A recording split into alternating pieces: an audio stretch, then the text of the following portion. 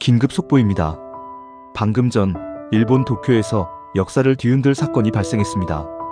바로 다카이치 사나에 전 경제안보담 당상이 일본 집권자민당 총재로 선출된 것인데요.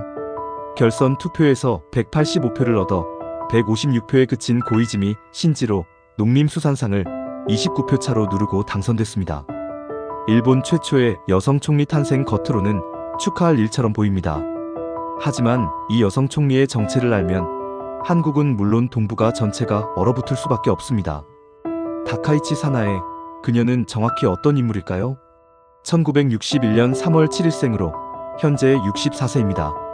고베대학을 졸업하고 1993년 중의원에 처음 당선됐습니다.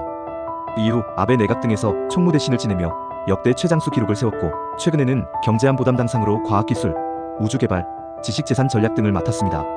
겉으로 보면 화려한 경력입니다. 하지만 속을 들여다보면 극우 이데올로기로 가득 찬 정치인입니다. 2019년 10월 18일 추계 예대제에 맞춰 야스쿠니 신사를 참배했고, 2017년 4월에도 총무대신 신분으로 야스쿠니 신사를 참배했습니다.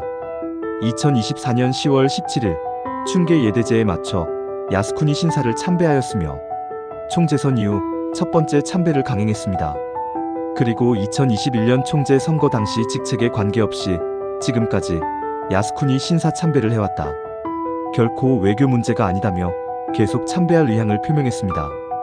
이번 총재 선거에서는 조용히 적절하게 판단해야 한다고 답해 다소 톤을 낮췄지만 이것은 전술적 후퇴일 뿐입니다. 또한 2025년 9월 27일 시마네현의 다케시마의 날 행사에 장관이 참석해야 한다는 입장을 피력했습니다. 본래 대신 장관이 다케시마의 날에 당당히 나가면 좋지 않은가라고 말한 뒤 눈치를 볼 필요는 없다고 했습니다. 시마네현은 매년 정부에 강요 참석을 요청해왔으나 일본 정부는 지난 2013년부터 13년 연속으로 차관급인 내각부 정무관을 보냈습니다. 즉, 일본 정부조차 한국과의 관계를 고려해 조심스럽게 대응해왔는데 다카이치는 이를 무시하고 정면 도발을 공언한 것입니다. 그렇지만 가장 충격적인 것은 한국을 향한 발언입니다. 2022년 2월 19일 야스쿠니 신사 순경봉찬회라는 극우단체 주간 심포지엄 강연에서 야스쿠니 참배에 대한 한국, 중국 등 주변국 반발을 겨냥해 우리가 야스쿠니 참배를 중간에 그만두는 등 어정쩡하게 하니까 상대가 기어오르는 것이라고 말했습니다. 당연한 것을 계속해 나가면 주변 한국 등 관련국이 점점 바보같이 되어 불평을 그만두게 되지 않을까 낙관적으로 인식하고 있다고까지 했습니다. 한국을 바보 취급하고 있는 것입니다. 2008년 TV 프로그램에서 중일전쟁을 자위를 위한 전쟁이었다고 발언했고, 식민지 지배와 침략 전쟁을 사죄한 1995년 무라야마 담화를 부정한 것은 물론이고 일본군 위안부 만행에 대한 왜곡 발언도 계속해왔습니다. 이런 인물이 이제 일본 총리가 됩니다. 그렇다면 다카이치 총리 시대 한일 관계는 어떻게 될까요? 야스쿠니 참배 강행 가능성이 매우 높습니다. 다카이치는 특히 야스쿠니 신사 참배의 진심인 인물로도 유명하며 지난 총재 선거 당시 차기 총리가 되더라도 태평양 전쟁 A급 전범의 위패가 안치돼 있는 야스쿠니 신사 참배를 계속하겠다고 강조했습니다. 만약 총리 취임 후 야스쿠니를 참배한다면 한일 관계는 즉각 동결될 것입니다. 다카이치 의원은 독도 영유권 문제에서도 다른 후보들에 비해 강경한 입장을 취하고 있으며 게다가 독도 문제 격화도 피할 수 없어 보입니다. 지난 27일에는 시마네현의 다케시마의 날 행사에 장관이 참석해야 한다고 말했습니다. 본래 대신 장관이 다케시마의 날에 당당히 나가면 좋지 않은가, 눈치를 볼 필요는 없다고 한 발언은 한국과의 외교적 충돌을 감수하겠다는 의지입니다. 그런데 더 충격적인 것은 그녀가 당선 직전에 한 폭탄 발언입니다. 지난주 일본 후지 테레비에서 방송된 자민당 총재 후보자들의 토론 프로그램에서 진행자가 미일 관세 합의와 관련된 질문을 던지자 다카이치 사나에가 유일하게 손을 들며 불평등한 부분이 있다고 공개적으로 발언했습니다. 다카이치는 관세 부분을 포함해 양국 간의 약속은 지켜야 한다면서도 운용 과정에서 혹시 일본의 국익을 심대하게 해치는 부분이 나오면 확실하게 이야기해야 한다라고 못 박았습니다. 일본이 트럼프와 합의한 약 80조엔 한화 752조 원 규모의 대미 투자, 이것을 다카이치는 불평등하다고 공개적으로 비판한 것입니다. 왜 이것이 중요할까요? 현재 한국도 트럼프에게 똑같은 압박을 받고 있기 때문입니다. 한국은 3,500억 달러, 약 490조 원을 요구받고 있습니다. 일본은 이미 5,500억 달러를 약속했고 한국은 버티고 있습니다. 그런데 일본의 차기 총리가 이 협상 불공평하다고 공개적으로 말한 것입니다. 블룸버그 통신은 한국과 일본의 총 9천억 달러, 대미 투자가 양국의 반발로 위기를 맞고 있다고 보도했습니다. 이것은 무엇을 의미할까요? 한국과 일본이 트럼프 압박에 공동 대응할 가능성이 생긴 것일까요? 아니면 다카이치의 발언은 단순한 정치적 포퓰리즘에 불과할까요? 그리고 이 여자 아베로 불리는 총리가 한일 관계에 미칠 충격은 무엇일까요? 지금부터 층층이 파헤쳐 보겠습니다. 먼저 이시바 시게루가 왜 물러났는지 살펴봐야 합니다. 이시바는 2024년 9월 27일 무려 오수 끝에 자민당 총재 선거에서 당선되어 재기에 성공했고 10월 1일 내각 총리 대신으로 공식적으로 취임했습니다. 그런데 불과 1년도 안 됐는데 왜 물러나게 되었을까요? 2025년 7월 참의원 선거에서 부진한 결과를 냈고 자민당 내부에서 반대파들이 총리 리콜 투표를 강행하려 하자 2025년 9월 7일 총리직 사퇴를 선언했습니다. 표면적 이유는 선거 패배와 쌀 소동, 트럼프 관세 압박 논란 등이지만 진짜 이유는 따로 있었습니다. 자민당 내 극우 세력의 반발입니다. 이시바는 한국과의 관계에서 비교적 온건한 인물이었습니다.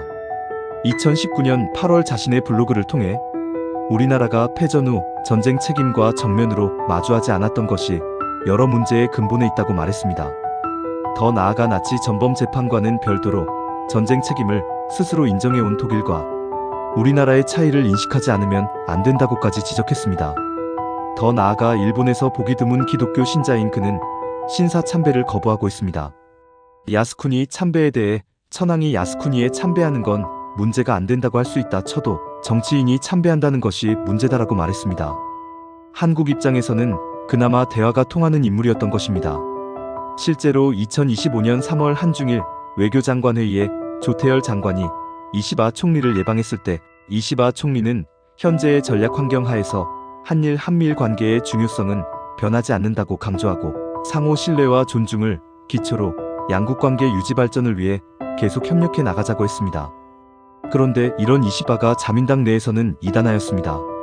오랜 기간 당내 비주류로서 세력이 약했고 결정적으로 2010년대 자민당의 주류 계파였던 아베파의 견제를 받아 권력의 중심에서 점점 멀어졌습니다. 그리고 이번에 그 아베파가 다시 힘을 얻으며 복수국을 펼친 것입니다. 그 선봉장이 바로 다카이치 사나에입니다. 아베 신조가 2021년 총재선에서 다카이치 사나에를 차기 자민당 총재로 지지한다고 발언하면서 일본 역사상 최초의 여성 총리가 될 가능성이 상당히 높아진 인물이었습니다. 아베가 암살당한 뒤에도 그녀는 아베의 정치적 유산을 고스란히 이어받았습니다. 외교나 경제정책 등도 아베 신조의 정책을 이을 것을 밝혔고 9월 9일 기준 야후재팬의 온라인 차기 자민당 총재 여론조사 결과 49.1%라는 과반에 육박하는 수치를 기록했습니다. 결국 결선 투표에서 185표를 얻어 156표에 그친 고이즈미 신지로를 29표 차로 누르고 당선됐습니다. 일각에서는 이것이 자민당의 보수 회귀를 의미한다고 분석합니다. 세대 교체보다는 강경 보수 노선으로 회귀한 것이라는 뜻입니다. 그렇다면 한국은 어떻게 해야 할까요? 다카이치 사나에를 이해하려면 그녀의 이중적 모습을 봐야 합니다. 한편으로는 아베 신조 전 총리의 최측근이자 아베노믹스 계승자를 자처하며 야스쿠니 참배를 중간에 그만두는 등 어정쩡하게 하니까 상대가 기어오르는 것이라고 한국을 비하합니다. 하지만 다른 한편으로는 미국에 대해서는 매우 비판적입니다. 일각에서는 다카이치가 아베의 자주 외교 노선을 계승하려는 것으로 분석합니다. 아베는 트럼프와 친밀한 관계를 유지하면서도 일본의 국익을 최우선으로 했습니다. 다카이치도 똑같은 노선을 갈 가능성이 큽니다. 한국에는 강경, 미국에는 협상? 그렇다면 다카이치의 외교 노선은 무엇일까요? 대미 관계에서는 도널드 트럼프 미국 대통령과의 투자 협정을 재검토할 가능성을 시사했습니다. 경제 분야에서는 아베 신조 전 총리의 경제정책, 아베노믹스를 계승해 대규모 재정 지출과 완화적 통화 정책을 지지하며 금리 인상에 부정적인 입장입니다. 여기에 다케시마의 날에 당당히 나가면 좋지 않은가, 눈치를 볼 필요는 없다고 했으며 당연한 것을 계속해 나가면 주변 한국 등 관련국이 점점 바보같이 되어 불평을 그만두게 되지 않을까라고 했습니다. 즉 미국에는 협상 가능, 한국에는 타협 불가라는 이중 잣대입니다. 다카이치가 공개적으로 미일 관세 협상의 불평등을 지적한 것은 자민당 총재 후보 중 유일했습니다. 이것은 계산된 발언이자 우선 국내 여론을 잡기 위한 포석입니다. 일본 국민들도 트럼프의 압박에 불만이 많습니다. 고이즈미 신지로는 이번 합의가 그렇게 불평등하지는 않다며 기존 협상을 옹호했고, 하야시 요시마사도 투자 이익의 원금 회수가 끝나기 전에는 미국과 일본이 절반씩 나눠 갖는다고 밝혔습니다.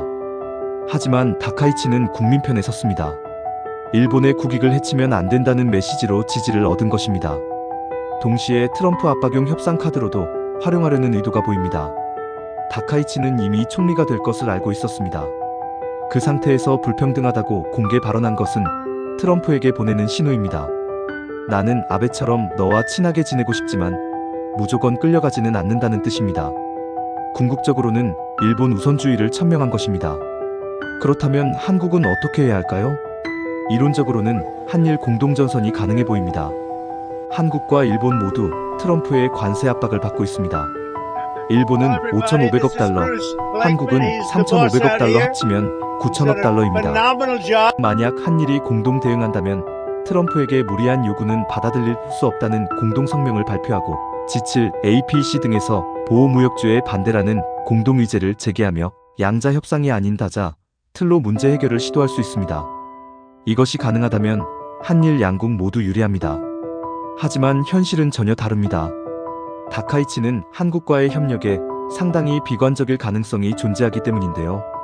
이번 선거에서는 한미일 협력이 그 어느 때보다 중요하다며 다소 물러서는 듯한 입장을 보였지만 신냉전 체제의 현실을 고려해 한국에 대해서는 예전에 비해 중립으로 선회한 것으로 추정되고 독도 문제에 대해 여전히 강경한 입장을 보이는 것으로 보아 립서비스일 가능성도 무시할 수 없습니다.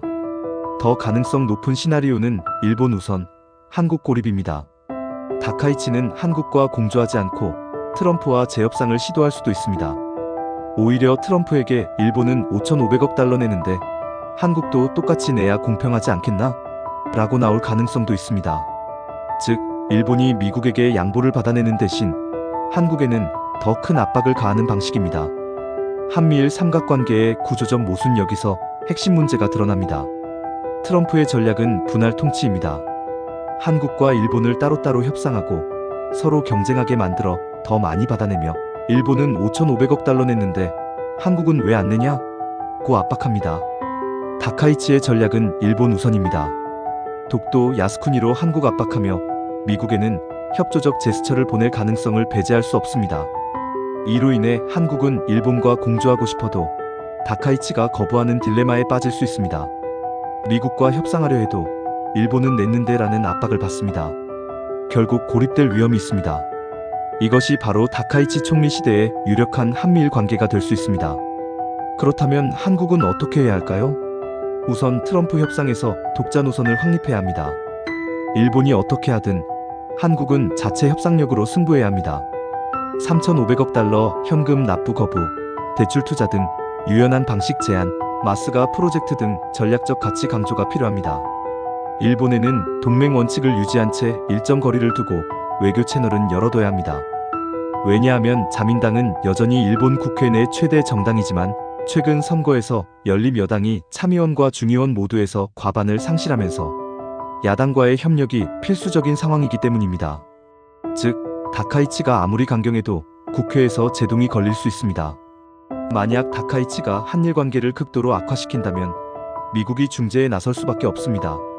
한국 정부는 이 점을 활용해야 합니다.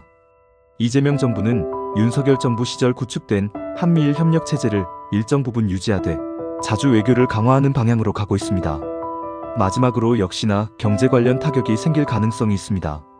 한일 양국은 경제적으로 깊이 얽혀 있어서 반도체, 소재 부품 장비 산업에서 협력이 필수적인데 정치적 갈등이 격화되면 2019년 일본의 수출 규제 사태처럼 경제 보복으로 번질 수 있습니다. 다카이치는 2024년 라인 지분 압박 사태를 주도했다는 의혹이 상당히 컸을 정도여서 주의해야 할 필요가 있습니다. 결국 다카이치 사나이의 당선은 동북아 질서의 재편을 예고합니다. 트럼프가 한국과 일본을 압박하는 상황에서 이론적으로는 공동 대응이 가능한 상황입니다. 하지만 다카이치는 일본 우선을 외치며 한국과의 협력을 거부할 경우 결국 트럼프만 웃는 상황이 될 가능성이 큽니다. 한국은 이제 선택해야 합니다. 일본의 협력을 기대하지 말고 독자 노선으로 승부할 것인가?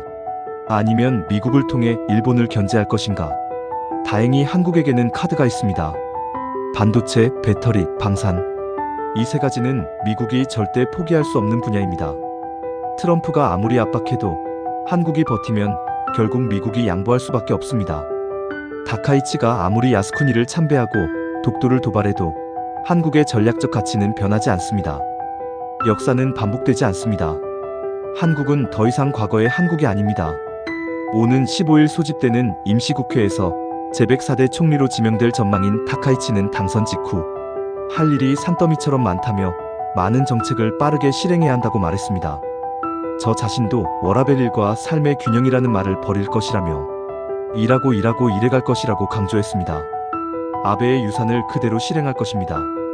하지만 한국은 준비되어 있습니다. 세계 5위권에서 3위권까지 올라설 수 있는 독자적 첨단 무기 개발에 성공했고 반도체와 배터리에서 세계를 선도합니다. 더 이상 다른 나라에게 쉽게 휘둘리지 않고 미래로 한 발짝 더 나아갈 것입니다.